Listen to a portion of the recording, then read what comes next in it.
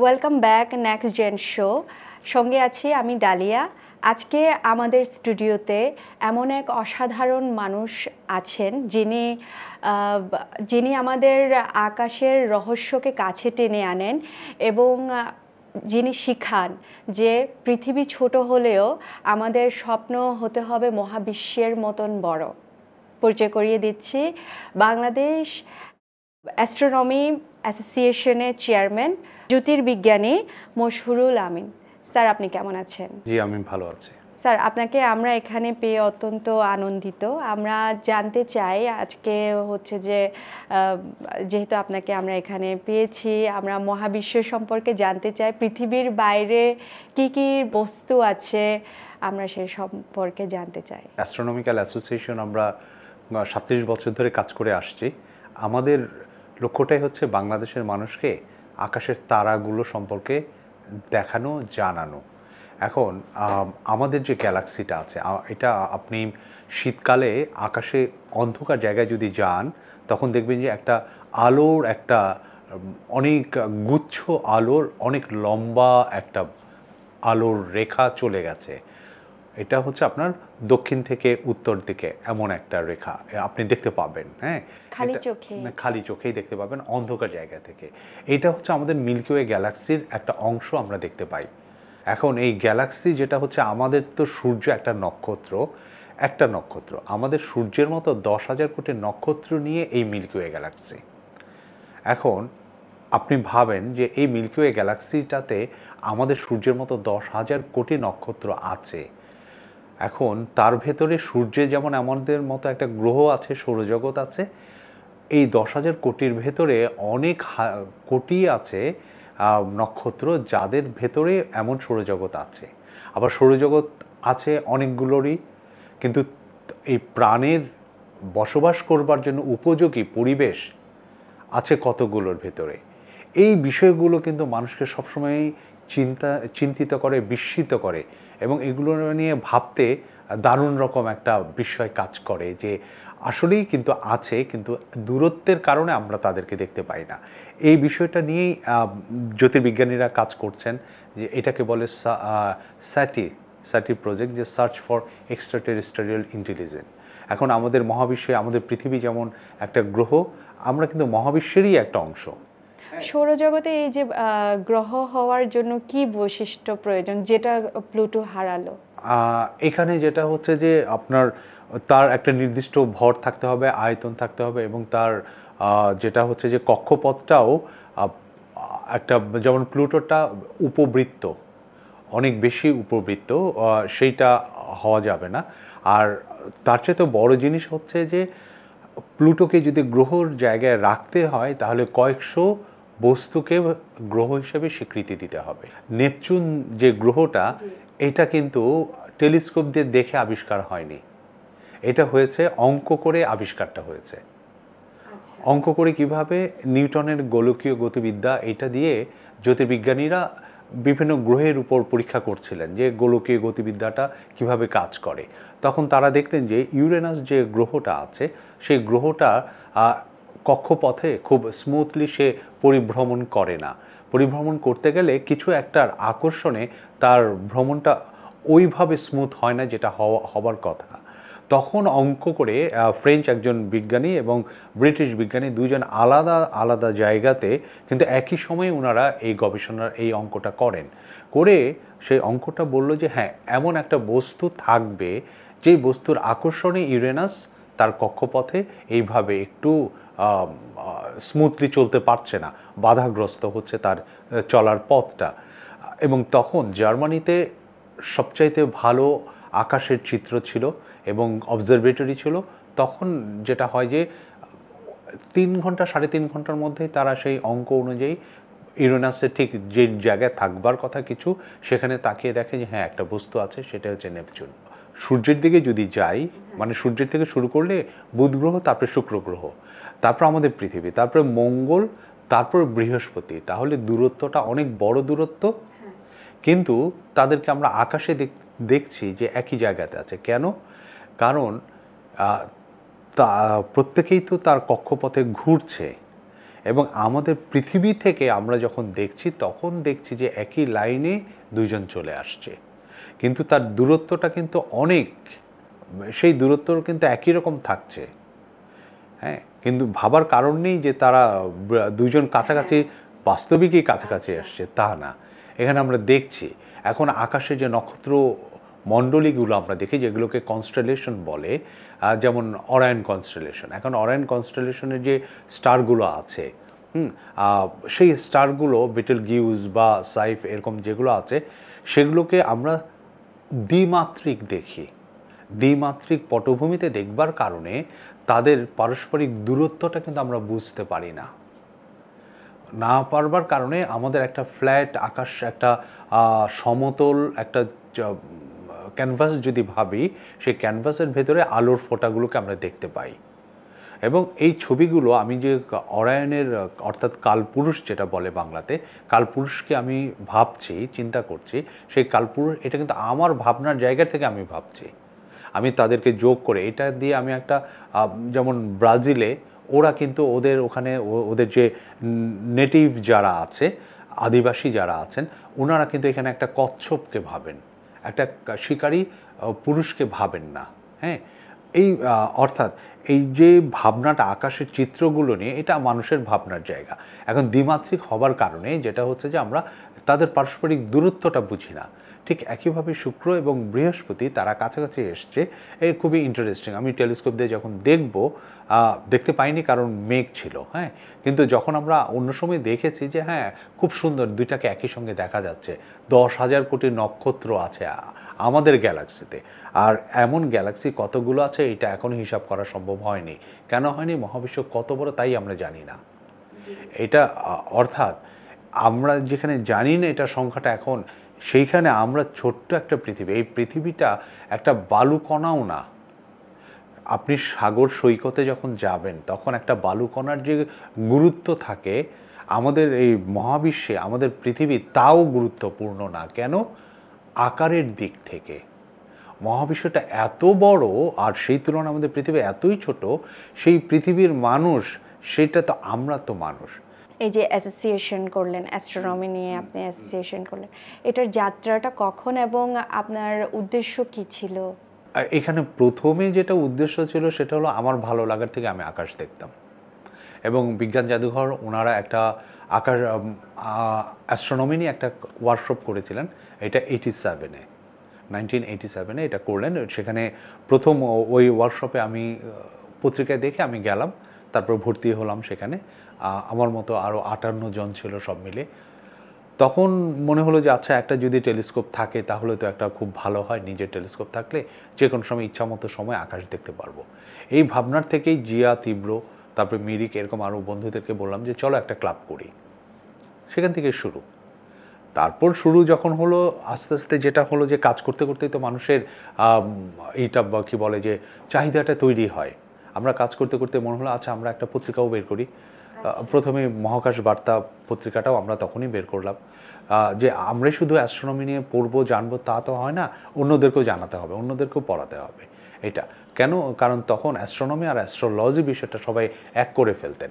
কিন্তু অ্যাস্ট্রোলজি যে একটা অপবিজ্ঞান, এটা যে আসলে বিজ্ঞানের কোনো কিছুর মধ্যেই আসে না, এই জিনিসটা আসলে তখন মানুষ বুঝতেন না। যার কারণে আমরা যেটা করলাম যে না, অ্যাস্ট্রোনমি বিষয়টাকে আরও ভালোভাবে নিয়ে আসতে হবে। এবং যেটা করলাম আমরা, সূর্যগ্রহণ যখন হলো 24শে অক্টোবর, এটা বাংলাদেশ থেকে গত সহস্রাব্দের সর্বশেষ সূর্যগ্রহণ ছিল বাংলাদেশ থেকে দৃশ্যমান।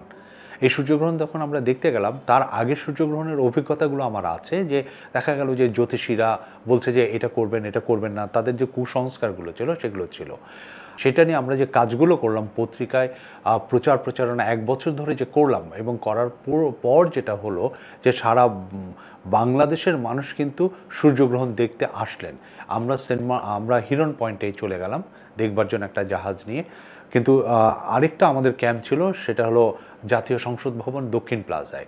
সেটা একদম ভোরে পুরো মানুষ। এবং এরপর থেকে আপনি দেখবেন 94-95 এই সময়ের পর থেকে কোনো সূর্যগ্রহণ দেখবার জন্য আর মানুষ কখনোই ভয় পেত না, ভয় পায়নি, পায় না। এখন আরও মজা করতে করতে, হইচই করতে করতে সবাই যায়। অ্যাস্ট্রোনমি নিয়ে ছোটবেলায় কেউ কি এনকারেজ করেছে কিনা গবেষণা করার জন্য?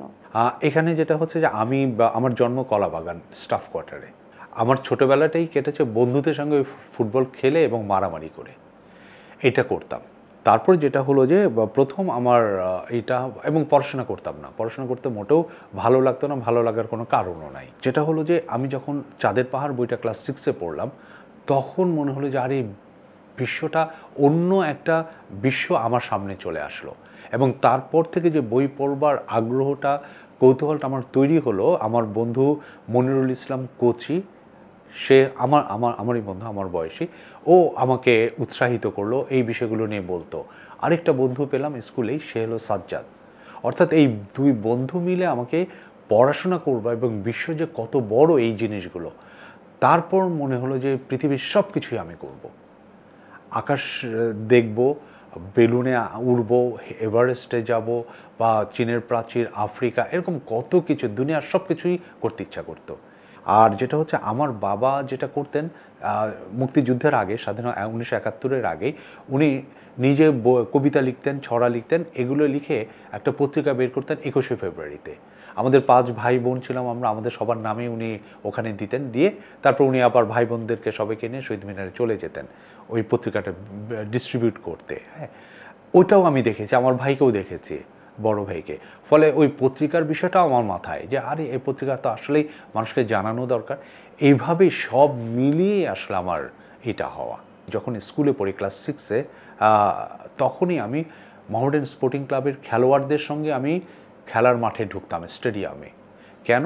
আমি মহোডার্ন নাম দিয়ে দেয়াল পত্রিকা বের করতাম, বের করে ওই ক্লাস 6-এ থাকতে ক্লাবে গিয়ে আমি লাগিয়ে দিয়ে আসতাম, আমার কলাবাগানেও লাগাতাম।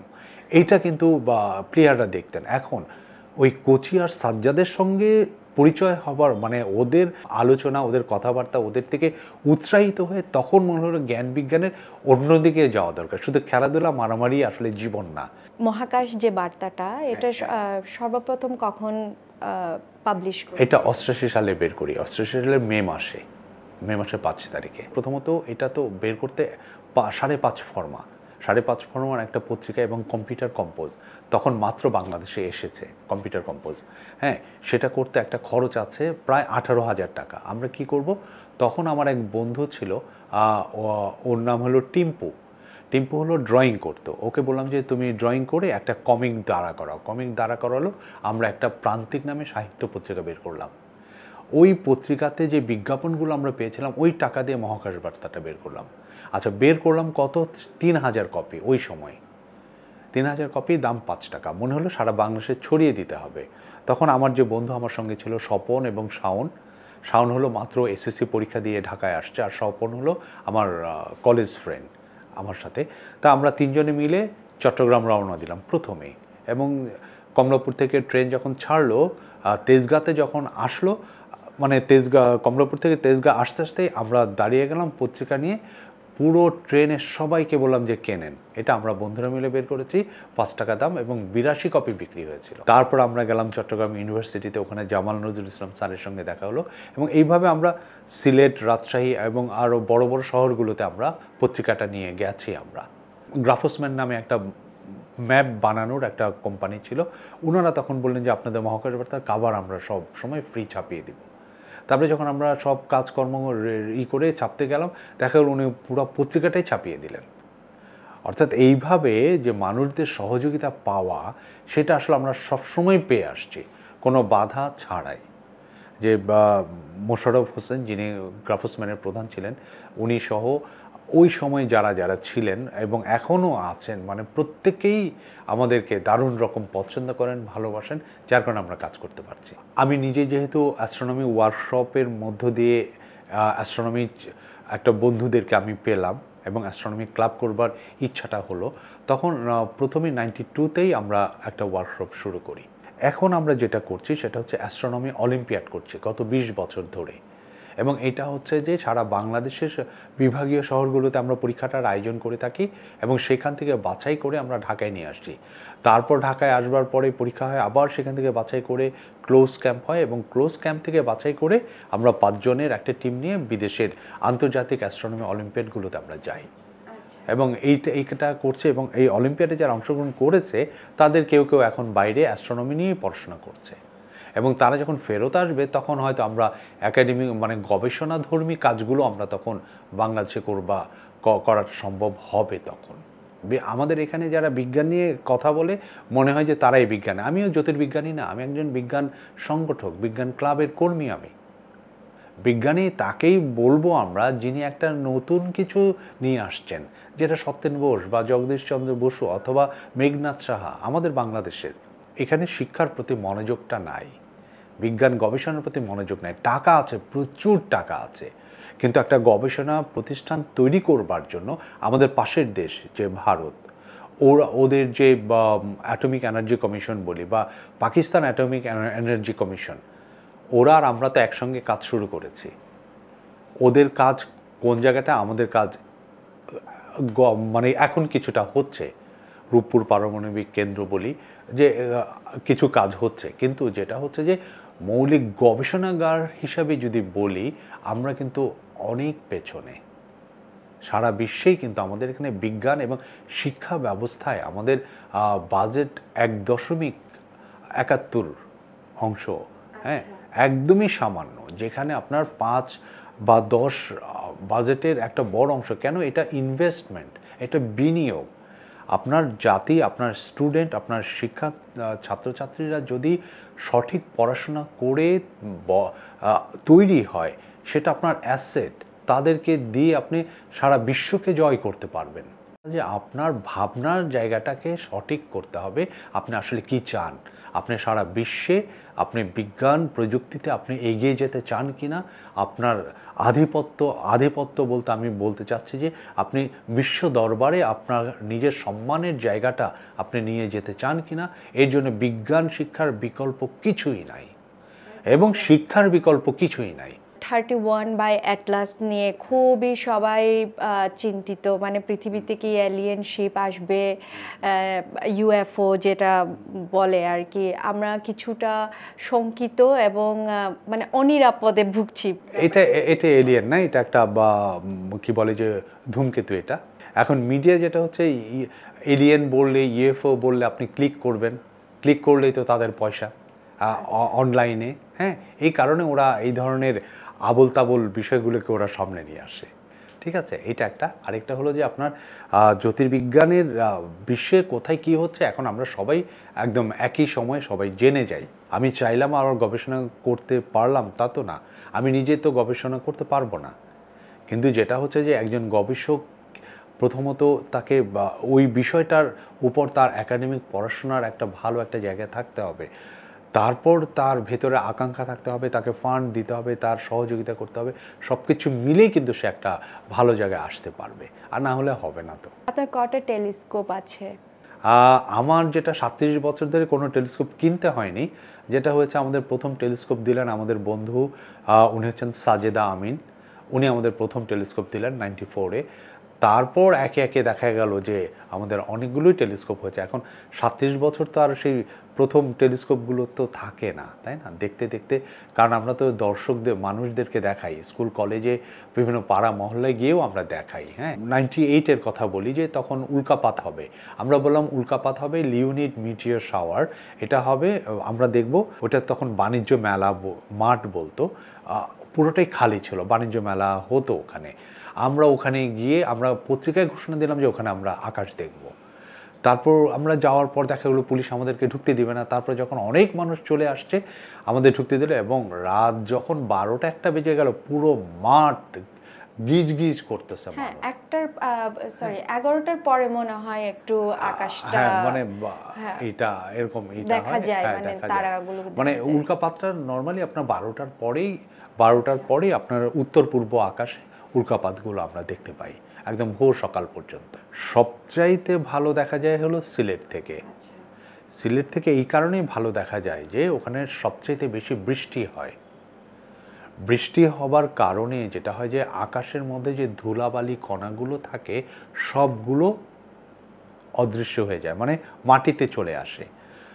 এই কারণে বৃষ্টির পরে সিলেটের যে আকাশ এবং সিলেট তো এখনও ঢাকার মতো এত আলোক না, এবং সিলেটের যে বা সীমান্তবর্তী জায়গাগুলো যেগুলো আছে, সুনামগঞ্জ বা এরকম জায়গাগুলো, ওখানে তো আর শহরের মতো এই লাইট পলিউশনটা নাই। না থাকবার কারণে সেইখান থেকে যে তারাগুলো দেখা যায়, এইটা আর কোথার থেকেই এত ভালো দেখা যায় না, যাবে না। আপনি এতগুলো তারা নক্ষত্র দেখলেন, সবচাইতে ইন্টারেস্টিং কোন তারা কিংবা কোন প্ল্যানেটারি ছিল? আমাকে খুব বিস্মিত করতে হচ্ছে আপনার লুব্ধক, মানে যেটা সিরিয়াস, যেটা আকাশের সবচেয়ে উজ্জ্বল তারা। সে এটা এতটা জল জল, আমি দেখি যে এটার রং চেঞ্জ হচ্ছে। আপনার টেলিস্কোপ থেকে কি এটা দেখা যায় যে 300 বছর ধরে একটা সাইক্লোন হচ্ছে বৃহস্পতি গ্রহে, যেটাকে মনে হয় রেড জায়ান্ট স্পট বলে, ওটা কি দেখা যায়? এটা দেখা যায়, এটা দেখা যায়। এটা 8 ইঞ্চি টেলিস্কোপ। আপনার যখন আমি বার্লো লেন্স ব্যবহার করব, বার্লো লেন্স ব্যবহার করে আমি যখন করব, তখন এটা দেখা যায়। আচ্ছা, এই যে ব্ল্যাক হোল নিয়ে খুব কথা হয়, সেটা কি আসলে এক্সিস্ট করে? হ্যাঁ, ব্ল্যাক হোল তো আছে। না, ব্ল্যাক হোল আছে। এখানে যেটা বলে যে সুপার ম্যাসিভ ব্ল্যাক হোল আমাদের প্রত্যেকটা গ্যালাক্সির মাঝখানেই আছে। হ্যাঁ, আর ব্ল্যাক হোলটা কি? ব্ল্যাক হোল হচ্ছে একটা নক্ষত্রের জীবন চক্রের একটা অংশ। অর্থাৎ স্টার ইভলিউশন যখন আমি পড়বো, জানবো, তখন দেখবো যে আমাদের সূর্য যেমন, আমাদের সূর্য হাইড্রোজেন গ্যাস, হাইড্রোজেন থেকে এটা হিলিয়াম হচ্ছে, হিলিয়াম থেকে এটা কার্বনে যাবে, কার্বনে গিয়ে এটা রেড জায়ান্ট হবে, অর্থাৎ বড় হয়ে যাবে, তারপরে আস্তে ছোট হয়ে এটা হোয়াইট ডর্ফ, ব্ল্যাক ডর্ফ হয়ে মারা যাবে। কারণ সূর্য খুব সাধারণ মানের একটা নক্ষত্র, কিন্তু যে নক্ষত্রটা সূর্যের চাইতেও ভর বিশিষ্ট এবং বড়, সেইগুলো দেখা যাবে যে কার্বনের জায়গায়, কার্বনের পরে নিয়ন, সিলিকন, অক্সিজেন, নিয়ন, সিলিকন, সালফার, জিঙ্ক, এমন ধাপগুলো অতিক্রম করবে। অর্থাৎ সিলিকনেরই একটা নক্ষত্র বা জিঙ্কের একটা নক্ষত্র। এটা তাহলে কি হবে? তখন ওর ভেতরে চন্দ্রশেখর লিমিট নামে একটা বিষয় আছে, যে প্রত্যেকটা নক্ষত্র তার অন্তর্মুখী এবং বহির্মুখী দুটা আকর্ষণ কাজ করে, বল কাজ করে। এখন এইটা যখন ব্যালেন্স থাকে, তখন সে স্থিতিভাবে আমরা দেখতে পাই। যখন এটা ভেঙে যায়, তখন একটা অংশ অনেক দূরে মানে প্রচণ্ড গতিতে ছুটে চলে, বের হয়ে যায়, আরেকটা অংশ ভিতরে সংকুচিত হয়।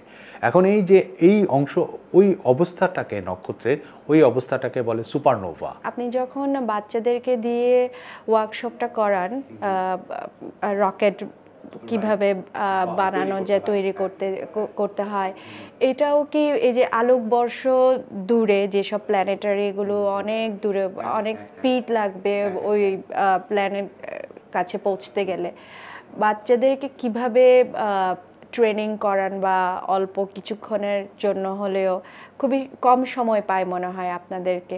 আমাদের এখানে যেটা হচ্ছে যে প্রাইমারি লেভেলের বাচ্চারা হচ্ছে, তারা ওই রকেট বানানো, যেটা যে কাগজ কেটে কেটে ফোল্ড করে গ্লু লাগিয়ে দিলে একটা রকেটের শেপ হয়ে যাচ্ছে, একদমই। হ্যাঁ, মডেল ওরা ওটা বানাচ্ছে, ওটা বানিয়ে নিয়ে যাচ্ছে। যখন আমাদের ক্লাস হয়, ওয়ার্কশপগুলো হয়, সেখানে কিন্তু আমরা ভিডিও দেখানোর চেষ্টা করি, অথবা এই বিষয় নিয়ে যারা আরও বেশি পড়াশোনা করেছেন তাদেরকে আমরা আমন্ত্রণ জানাই, তারা আলোচনা করেন। এবং এই আলোচনাগুলো, বিজ্ঞানের আলোচনার একটা বড় অংশ হলো গণিতের মধ্য দিয়ে আলোচনাটা করতে হয়। হ্যাঁ, গাণিতিকভাবে এটা প্রকাশ করতে হয়। অর্থাৎ পদার্থবিজ্ঞান হচ্ছে প্রকৃতি। এখন এই পদার্থবিজ্ঞানের প্রকাশের ভাষাটা হচ্ছে গণিত। আপনি গণিত যদি না জানেন, তাহলে পদার্থবিজ্ঞানকে আপনি প্রকাশ করতে পারবেন না। আমরা একদম প্রোগ্রামের শেষ পর্যায়ে চলে আসছি। আপনি আমাদের জেনজি যারা অডিয়েন্স আছে এবং প্যারেন্টসরাও দেখে আমাদের যে প্রোগ্রামটা, কি বলবেন? আপনার মেসেজ কি? আমি বলবো যে আপনারা যাই করেন না, মানে অভিভাবক এবং শিক্ষার্থী সবাইকে, যে বিজ্ঞান মানে প্রশ্ন করতে হবে, কৌতূহলী হতে হবে, এটাই আমি বলবো। এবং পড়তে হবে, বই পড়তে হবে, বিজ্ঞানের বই পড়তে হবে। প্রোগ্রামে আমরা একেবারেই শেষে চলে আসছি। আমরা অনেক কিছু জানলাম স্যার থেকে, এবং আমাদের অনেক কৌতূহল হচ্ছে। ইভেন আমার মাথার ভিতরেও একটা ছোট্ট হচ্ছে মহাকাশ ঘুরছে মনে হয়, এত কিছু জানতে পারলাম এবং জানছিও। সবাই ভালো থাকবেন এবং সামনে আরও আমরা নতুন নতুন বিষয় এবং নতুন অতিথিদের নিয়ে আসব, আমরা কথা বলবো, ওনাদের গল্প শুনবো। ততদিন পর্যন্ত ভালো থাকবেন, সুস্থ থাকবেন।